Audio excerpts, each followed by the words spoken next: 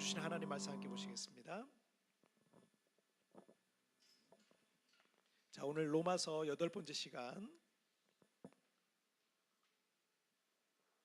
로마서 3장 9절부터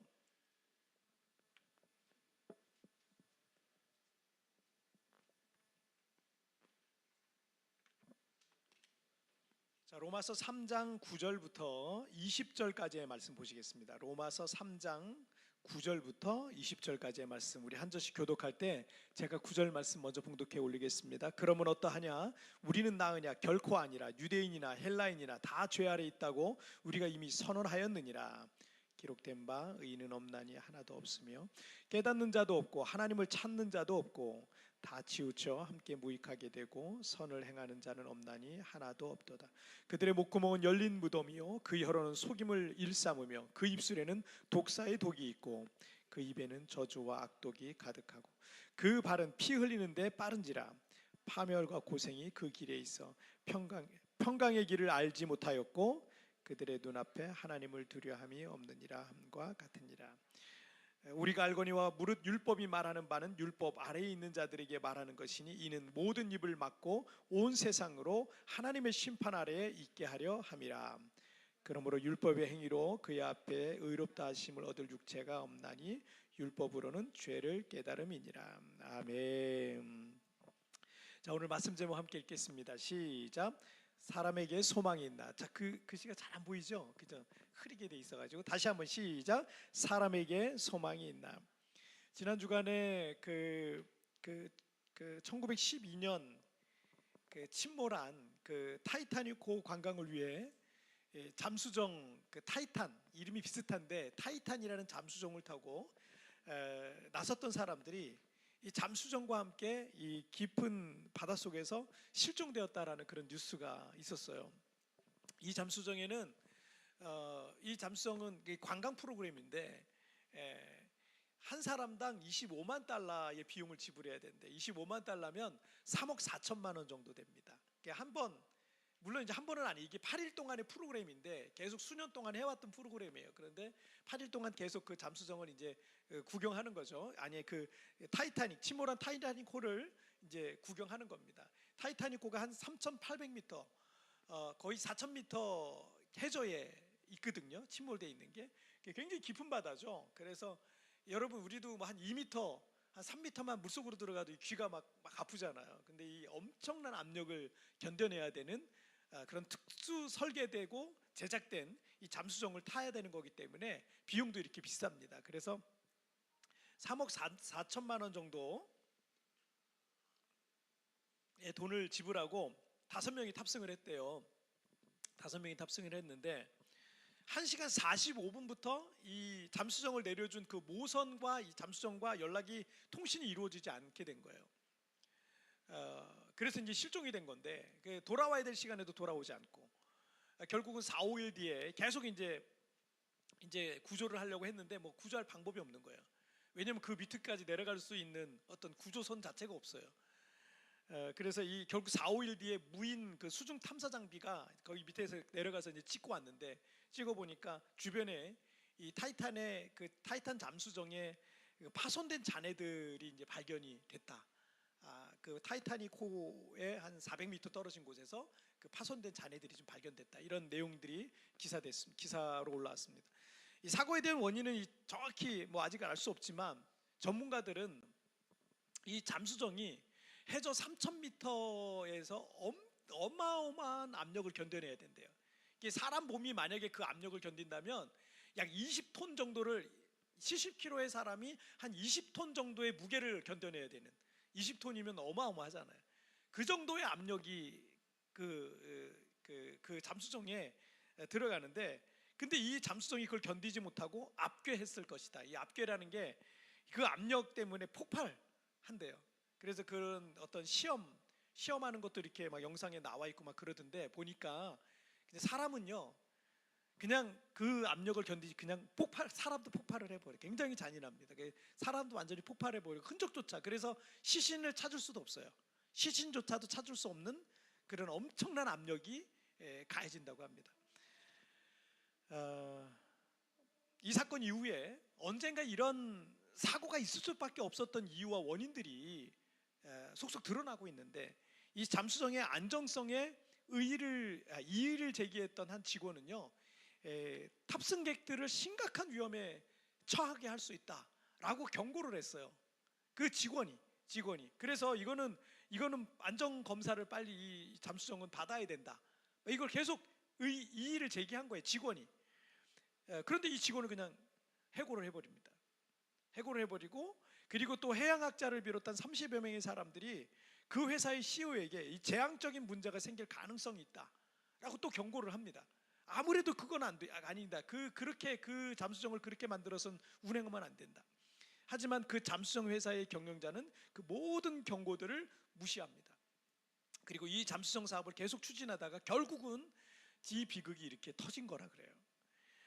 영화 아바타 시리즈의 감독인 이 제임스 카메론 감독이 방송사와 인터뷰에서 이런 얘기를 했어요. 똑같은 장소에서 똑같은 경고를 듣고도 똑같은 비극이 일어나다니 라고 말하면서 충격과 또 믿을 수 없다라는 이 반응을 했습니다. 그는 이렇게 말해요. 이번 사고와 타이타닉호의 침몰 사고의 유사성에 충격을 받았다. 타이타닉호의 선장은 배 앞에 빙산이 있다는 경고를 반복적으로 받았지만 달이 없는 밤에 빙산들이 있는 곳에서 전속력으로 항해했고, 그 결과 많은 사람들이 사망했다. 이번 사고는 정확히 같은 장소에서 일어난 매우 유사한 비극이다라고 말했어요. 이 제임스 카메론 감독이 타이타닉이라는 그 영화도 만들었잖아요. 그래서 그거를 조사하기 위해서 여러 차례 거기를 탐사도 하고, 그리고 이분 같은 경우 본인이 직접 그런 특별한 잠수정을 만들어 가지고 자기만 들어갈 수 있는 잠수정을 만들어서 이게 지금 한 4,000m 못 들어가 가지고 이게 압괴가 된 거거든요. 그런데 이 제임스 카메론 감독 같은 경우는 만 1,000m, 그러니까 마리아나 하구라 그래서 지구에서 가장 깊은 곳이 거기에요. 근데 거기까지 들어갔다 나온 그런, 그냥 웬만한 배 선장들보다 자기가 배를 많이 탔다고 했을 정도로 그만큼 이 물을 좋아하고 바다를 좋아하고 그 탐험을 좋아하는 그런 사람이거든요. 그렇기 때문에 이 잠수정이 이렇게 사고 난 것에 대해서 누구보다도 그 위험성을 잘 알고 있었던 사람이 바로 이 제임스 카메론 감독이라 그래요. 근데 타이타닉을 만들면서 타이타닉이 왜 침몰했는지 알잖아요. 근데 똑같이 경고를 무시하고 똑같은 장소에서 똑같이 사고가 났다라고 말하고 있는 거죠. 언젠가부터 인터넷상에서 유명해진 격언 같은 게 하나 있는데, 인간의 욕심은 끝이 없고 같은 실수를 반복한다라는 말이 있어요. 왜 인간들이 실수를 반복합니까? 역사를 잊어버려서 그래요. 그래서 역사를 잊어버리니까 또 잘못된 선택을 하고 또 잘못된 선택을 하고 이러고 있는 거예요. 만약에 경영자가 이 타이타닉호가 왜 침몰했는지, 타이타닉 관광하는 사람이잖아요. 그런데 왜 침몰했는지 그것을 마음에 깊이 새기고 있었다면 이번 사고도 일어나지 않았을 거예요. 하지만 역사를 잊었고 인간은 같은 실수를 반복한 거예요. 그런데 이것이 단지 인간의 망각이 원인의 전부라고 생각하면 안 됩니다. 이보다 앞서는 수식어가 뭐예요? 인간의 욕심은 끝이 없다. 인간의 욕심은 끝이 없다. 인간의 욕심이 결국 역사를 잊게 만드는 거예요. 역사를 덮어버리는 거예요. 역사가 분명히 있는데 인간의 욕심들은요 자꾸 이걸 덮어버리려고 그래요. 그리고 똑같은 실수를 또 반복하는 거예요. 잠수정 타이탄의 경영자는 한 사람당 3억 4천만 원이라는 엄청난 돈을, 여기 잠수정에 5명 운전자까지 포함해서 이 대표가 탔거든요. 운전자가 포함해서 4명이 타는 거예요. 4명이 타는데 억만장자들이에요, 이 사람들이. 그런데 4명이 탔는데 4명이 3억 4천씩 냈으면 한 번 운행하면 3, 4, 12 그러면 약 13억 넘는 그런 돈, 13, 4억을 버는 거예요. 그냥 한 번 내려갔다 오면 13, 4억이 버니까 이 뭐 괜찮은 사업이잖아요. 아무것도 안 하고 그냥 돌아다니기만 해주면 되고 별거 없는 거예요. 여러분, 그 비싼 이용료를 받으면서 제대로 되는 이 안정성 검사를 통과하지도 않은 잠수정을 운영을 한 겁니다. 뭐예요? 욕심이 눈을 가린 거예요. 욕심이 눈을 가린 거예요. 그러니까 진짜 원인은 뭐다? 진짜 원인은요 인간의 죄성입니다. 그게 진짜 원인이에요. 사람의 욕심이 끝이 없고요. 그 욕심은 우리의 인생에 끊임없는 재앙을 가져오고 있어요. 인류 문명에 있는 모든 재앙들은요, 대부분 인간의 욕심에서 시작이 됩니다. 전쟁도 그렇고 이 자연 문제도 그렇고 모든 게 인간의 욕심에서 다 시작이 돼요. 인류 문명이 발전할수록 정치가 발전해요. 그리고 사회가 발전해요. 과학 문명이 발전합니다. 세상이 점점점 더 살기 좋아져야 되잖아요. 그러면 발전되면 살기 좋아져야 되지만, 하지만 인간은 언제 터질지 모르는 핵폭탄처럼 점점 더 세상을 위험하게 만들고, 그냥 핵폭탄을 안고 사는 거예요. 핵폭탄을. 그게 지금 우리 지구의 모습입니다. 지금 러시아 우크라이나 전쟁도 그렇잖아요. 핵폭탄을 안고 있는 거예요. 우리도 지금 북한이, 남한 바로 위에 있는 북한이 핵폭탄을 안고 있어요. 이게 언제 어떻게 터질지 모르는 거예요. 사람들은 더 똑똑해지고 과학과 문명은 우리가 발맞춰서 따라가지 못할 정도로, 핸드폰이 새로 나오면 그 기능을 다 못 쓸 정도로 정말 대단히 크게 발전하고 있지만, 과연 우리 사람에게 소망이 있을까? 사람에게 정말 희망이 있을까? 오늘은 그 부분에 대해서 여러분들과 좀 나누려고 그래요. 자, 첫 번째 주제부터 한번 볼까요? 함께 읽겠습니다. 시작. 전적으로 부패한 인간. 다시 한번 시작. 전적으로 부패한 인간. 자, 이런 말에 혹시 썩 기분이 좋지 않을 수도 있고, 부패했다니까, 그것도 전적으로 부패했다니까, 또 이 사실을 인정하고 싶지 않은 분들도 계실지 모르겠지만, 사실 우리 사람은요 전적으로 부패했어요. 우리는. 하지만 이것은 현실과 진실을 자각해야 그 부분에 대한 어떤 대안과 방법을 찾을 수 있는 것 같이, 우리 인간이 전적으로 부패했다라는 사실, 내가 전적으로 부패했다라는, 죄인이라는 이 사실을 인식하고 있을 때 우리가 하나님 앞에서, 사람 앞에서 어떻게 살아가야 할지도 우리가 깨달을 수가 있는 겁니다. 로마서 3장 9절 말씀을 한번 보실까요? 함께 읽겠습니다. 시작. 그러면 어떠하냐? 우리는 나으냐? 결코 아니라. 유대인이나 헬라인이나 다 죄 아래에 있다고 우리가 이미 선언하였느니라. 자, 바울 사도가 로마서 1장을 통해서 이방인들은 율법을 받지 않았고 하나님도 모르기 때문에 그들은 죄인일 수밖에 없다라는 사실을 말했죠. 그리고 로마서 2장을 통해서는 유대인들은 하나님의 말씀을 받았고 하나님의 선민이라는 특권까지도 있었음에도 불구하고 유대인들은 그 율법을 범하고 하나님의 말씀을 범하고 있는 죄인들이다라는 사실을 로마서 2장에서 말씀하고 있습니다. 그래서 바울 사도는 오늘 이 구절을 통해서 이방인에 비해 유대인이 나을 게 없다, 자, 이렇게 생각하면 돼요. 저 교회 밖에 있는 사람들 있잖아요. 불신자들 있잖아요. 예수 믿지 않는 사람들 있잖아요. 그 사람들이나 교회 안에 있는 사람들이나 다를 게 없다. 지금 바울 사도가 그렇게 얘기를 하고 있는 거예요. 우리 모두, 그리고 우리 모든 인간은 하나님 앞에 다 죄 아래에 있다라는 거죠. 10절부터 12절까지는 인간의 영적 상태, 도덕적 상태를 보여주는데요, 이게 모든 인간에 포함되는 겁니다. 자, 10절 말씀 보면 기록된 바 의인은 없나니 하나도 없다. 자, 의인은 없어요. 하나도 없어요. 11절 말씀 보면 깨닫는 자도 없고 하나님을 찾는 자도 없고. 자, 12절 같이 읽겠습니다. 시작. 다 치우쳐 함께 무익하게 되고 선을 행하는 자는 없나니 하나도 없다다. 자, 이것이 우리 인간의 현실. 자, 이게 우리 인간의 현실이에요. 착해 보여, 겉으로 보면 착해 보이고 얼굴도 예쁘고 잘생겼어요. 정말 법 없이도 살 사람처럼 생길 수도 있어요. 그렇지만 우리의 내면과 영혼과 마음의 상태 잘 들여다보면은 우리는 어쩔 수 없는 죄인일 뿐이다 라는 겁니다. 죄를 안 짓고 싶지만 또 실수해요. 또 넘어져요. 또 죄에 빠져요. 같은 실수를 계속 반복하는 것, 이게 바로 우리 인간이에요. 아까 서론에 잠깐 말씀드렸지만 똑같은 실수를 또 반복하고 있는 것이 어쩔 수 없는 죄인인 인간의 현실이다 라는 거예요. 아무리 성스러운 것 같은 성직자 같은 사람이랄지라도요, 어쩔 수 없는 죄인인 인간이에요. 목사나 뭐 신부나 누구나 다 죄인입니다.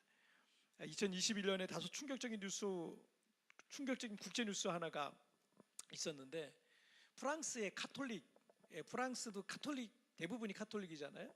자, 이 프랑스 카톨릭 당국이 지난 70년 동안 프랑스에서만 약 33만 명에 이르는 아동이 3천여 명의 사제와 교회 관계자에 의해서 성적으로 학대당했다라는 사실을 발표합니다. 이게 충격적인 얘기예요. 70년 동안 프랑스 교회 내에 일어나는 문제들이 있잖아요. 이 문제들을 다 조사를 해봤더니 무려 3천 명의 사제들이, 신부나 뭐 이런 분들 있죠, 이 사제들이 그리고 교회 관계자들이 33만 명에 이르는 아동들을 성적으로 착취했다는 거예요. 학대했다는 거예요. 그 중에 소년이 뭐 10살부터 14살 뭐 이런 소년들이 무려 80%에 이른대요.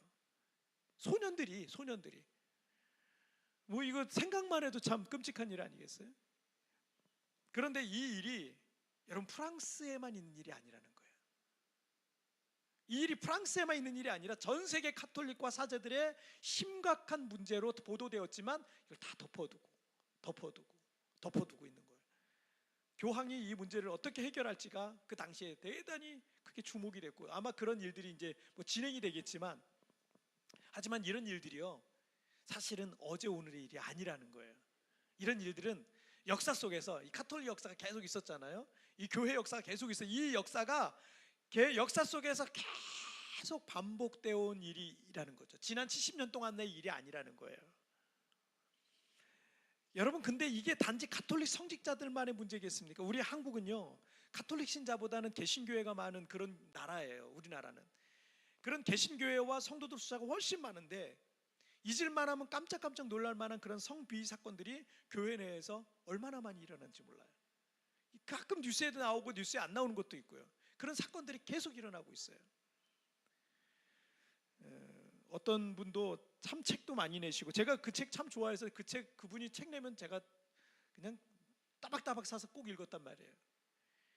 방송에도 나오시고 수만 명의 교인을 목회하던 어떤 목회자가 어느 날 성추행 사실들이 드러나서 하루아침에 성추행 목사가 돼버렸어요.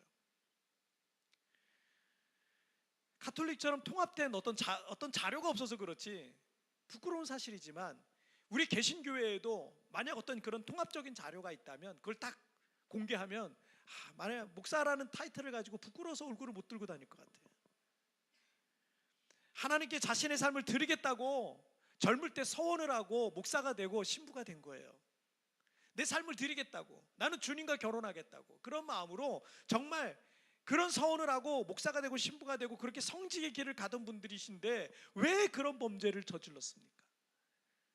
많은 사람들이 그런 모습에 크게 실망하고 교회를 떠나고 신앙생활을 중단한 사람들도 많이 있다고 합니다. 아까 그 프랑스에도 그러면서 그런 70년 기간에 프랑스의 교인들이 얼마큼 감소했는지 그 데이터도 나와 있더라고요. 절반 정도가 줄었어요.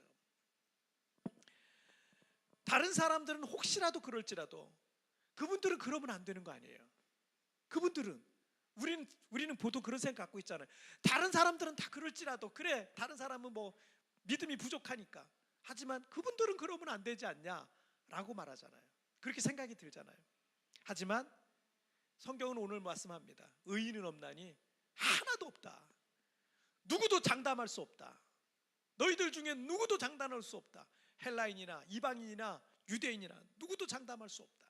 심지어 성직자들도 누구도 장담할 수 없다. 심지어 여러분, 예수님을 십자가에 못 박은 사람들이 누구예요?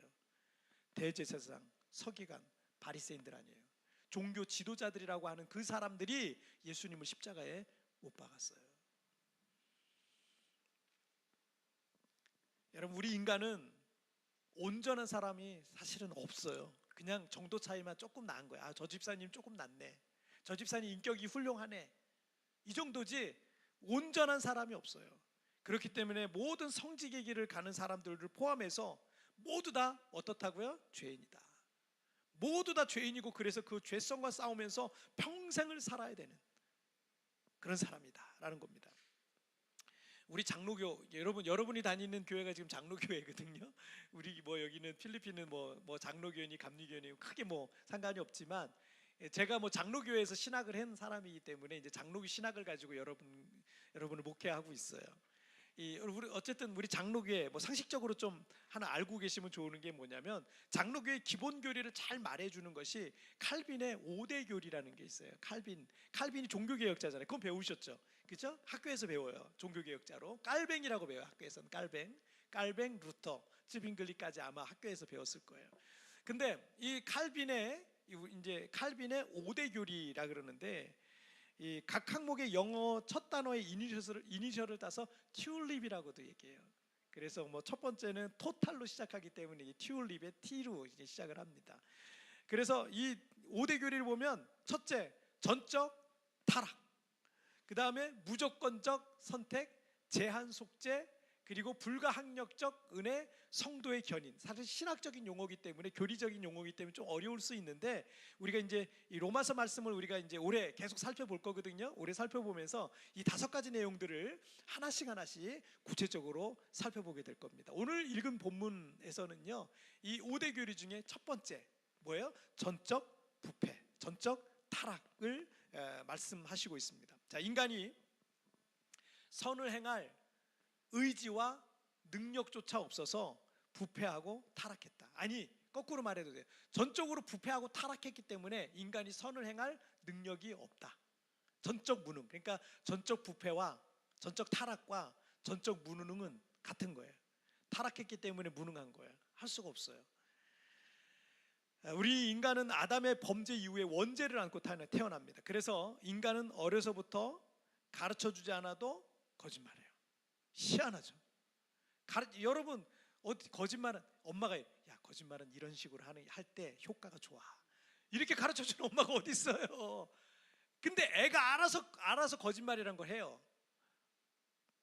남을 속이기도 하고요, 욕심과 탄심이 있기도 하고, 시기하고 미워하고 정죄하고 범죄를 저지르면서 그렇게 살더라고요. 속상하죠. 그런 모습을 보면, 자녀가 그런 모습 보면 얼마나 속상합니까?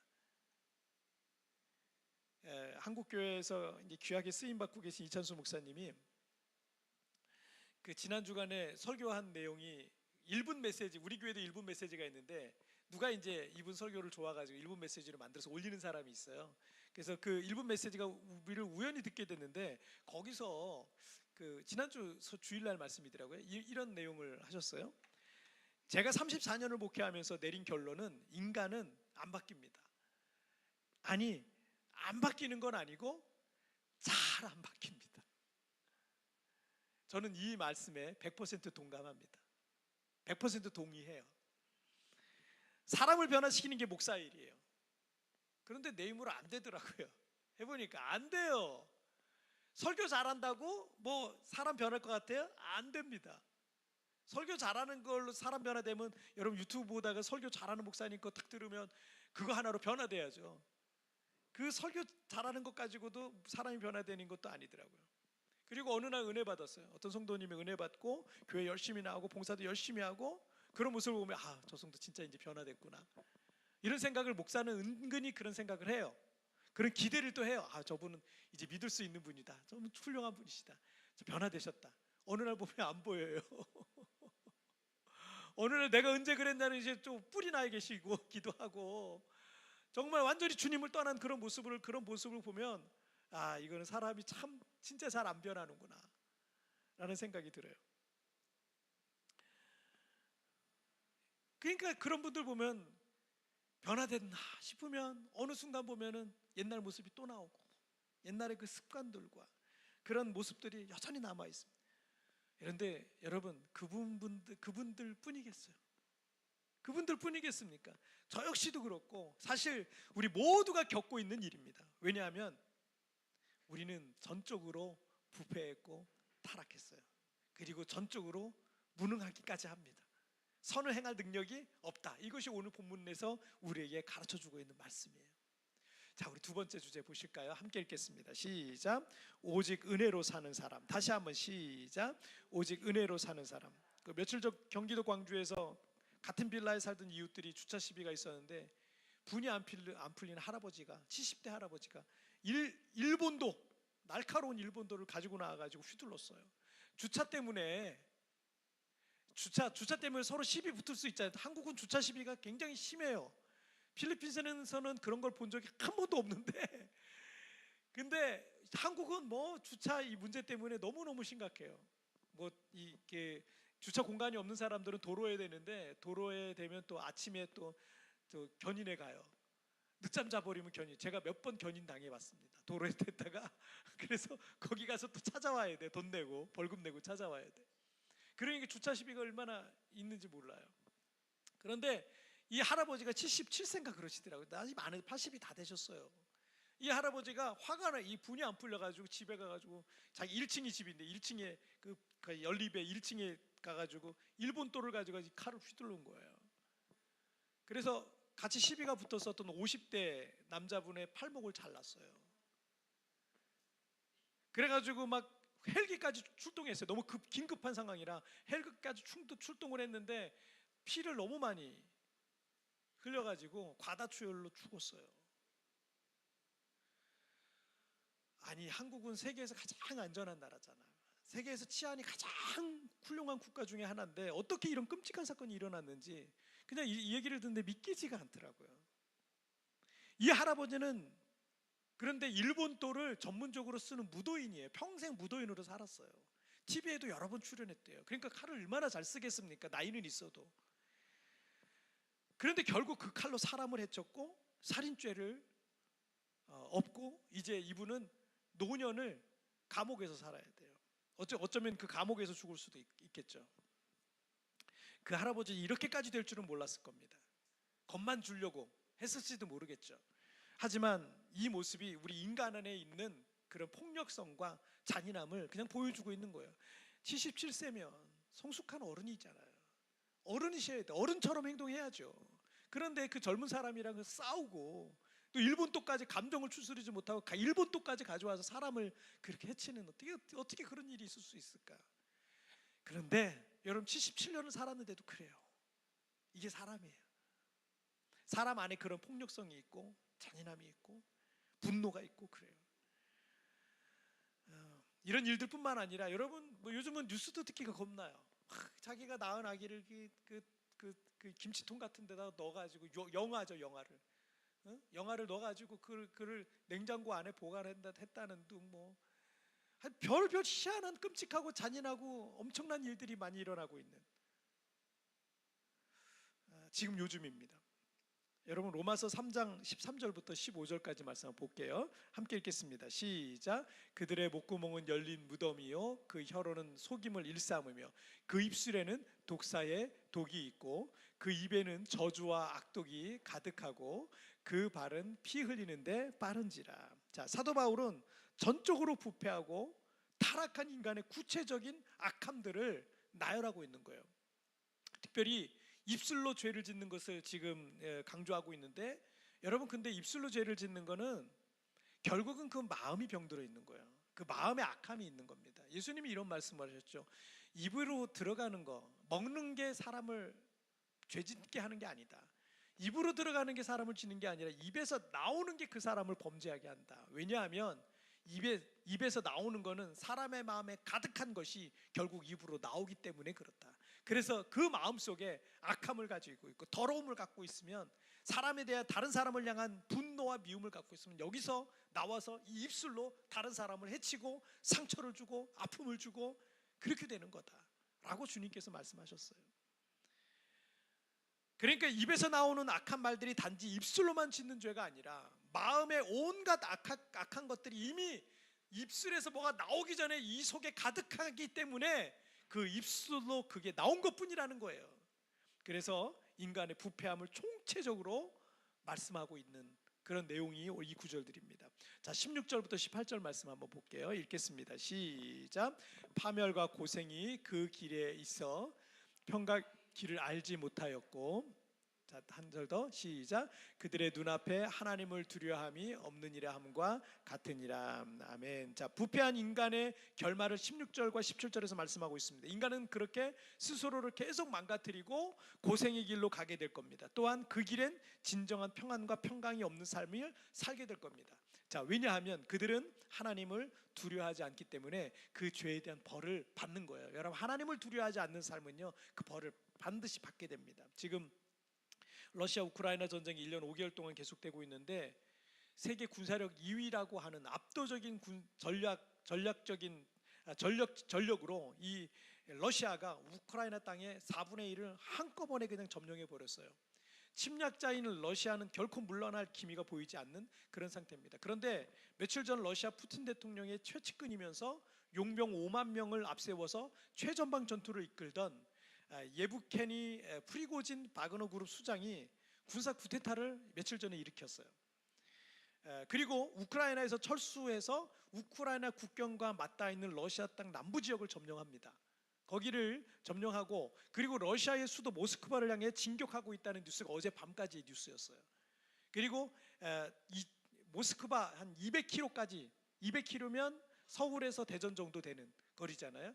그래 200km까지 접근을 했다라고 이렇게 얘기를 합니다. 얼마 안 남은 거죠. 오늘 아침 뉴스를 또 이제 점검해 보니까 체크해 보니까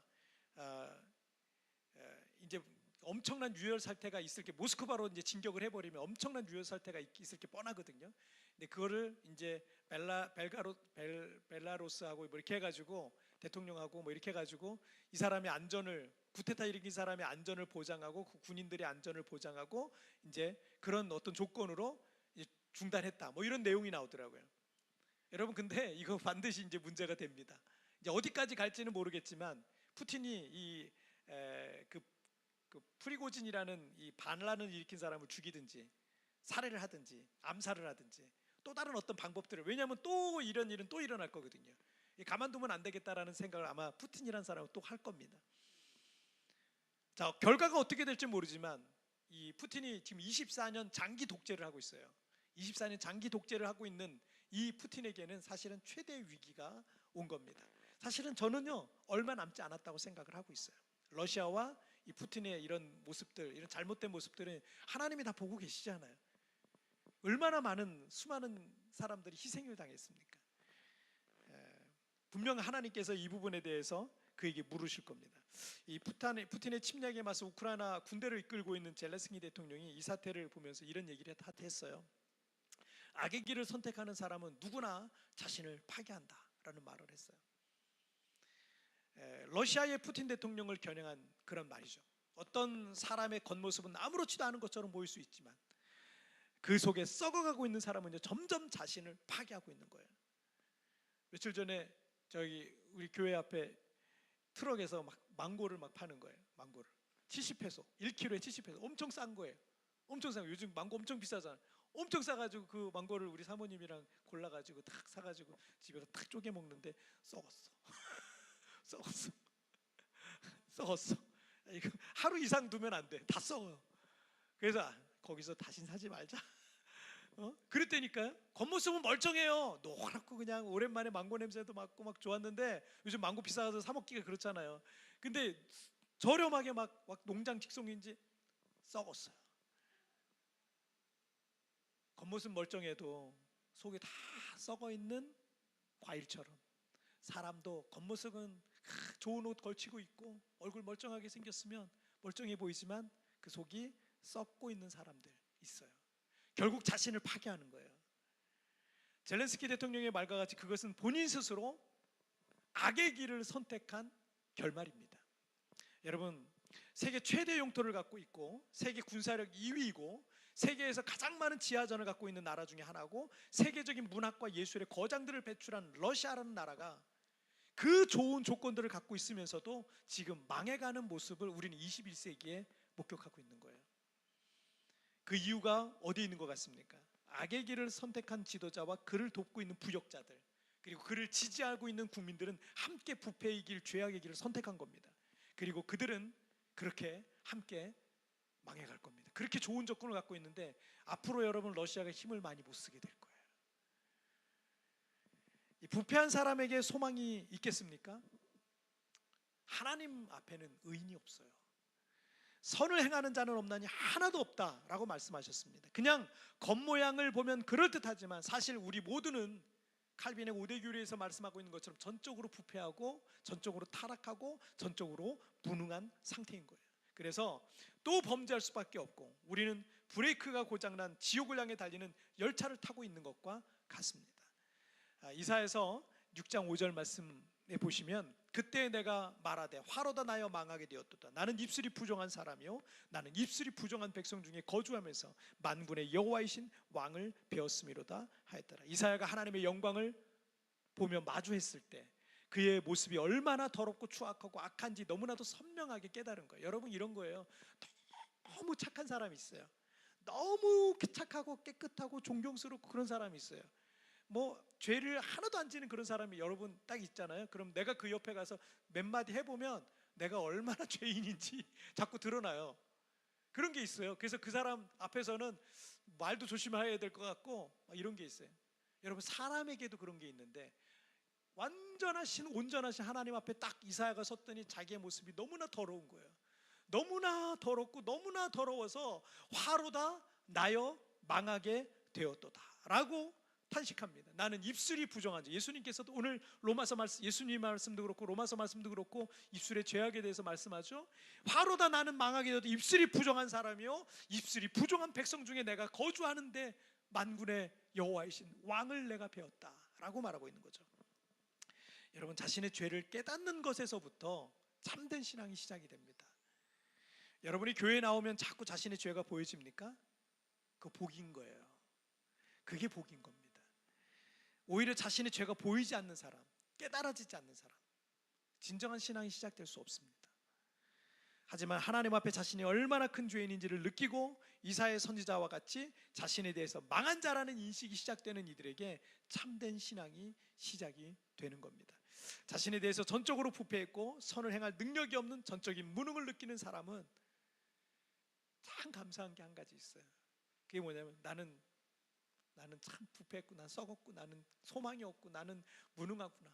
여러분, 이 사람에게 있는 선물이 하나 있어요. 그 선물이 뭐냐면 나는 망한 자입니다. 나는 실패한 사람입니다. 나는 죄인입니다. 나는 무능합니다. 그런데 나는 주님이 없으면 아무것도 할 수 없습니다. 나는 하나님의 은혜가 필요합니다. 바로 그런 사람들이 하나님을 붙들더라고요. 그 사람들이. 그리고 그들은요 더 이상 자신의 힘과 능력으로 살지 않고요 오직 하나님의 은혜로만 사는 사람들이 되는 거예요. 나에게는 더 이상 어떤 소망도 없지만 하나님께서 베푸신 은혜로 일어난다라는 그런 믿음이 드디어 그에게 생긴 거예요. 나는 이제 오직 은혜로 사는 자가 되시기를 주님의 이름으로 축복합니다. 여러분, 그래서 내 죄의 모습을 발견한다면 여러분, 이게 감사한 일이에요. 그럼 이제부터 우리가 하나님의 은혜로만 사시기를 주님의 이름으로 축복합니다. 자, 오늘 말씀 정리해 볼게요. 오늘 두 가지 말씀 나눴습니다. 함께 읽겠습니다. 시작. 전적으로 부패한 인간, 오직 은혜로 사는 사람. 다시 한번 시작.